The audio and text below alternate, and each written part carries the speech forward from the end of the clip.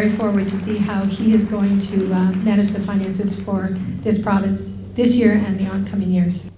We're going into 2013 with a relatively strong economy, one of the strongest in Canada.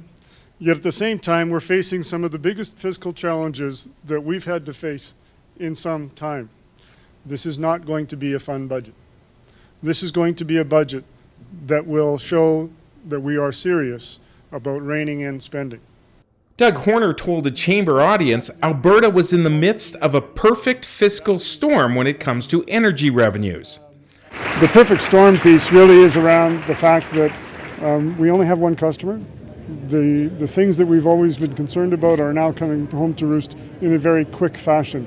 I mean, it's gone up a little bit for sure in the last month or two, and it'll go back down. That's what the differential does. And yes, we have a pipeline problem that everybody saw coming. But for them to say that they didn't see this coming, either they're totally incompetent and they have no business running a province, or they're just flat out lying to Albertans. I think it's the latter. A report on public pre-budget consultations suggests Albertans support going into debt to pay for capital projects when it makes financial sense. I think it's pretty clear that Albertans told us that they want us to be more responsible in terms of the financial management, and part of being a responsible financial manager is using all the tools that you have to get the best value. These folks are going to raise taxes. It's just a matter about how much and whether it's next year or the year after. The Wild Rose finance critic calls the dollars and cents report a whitewash.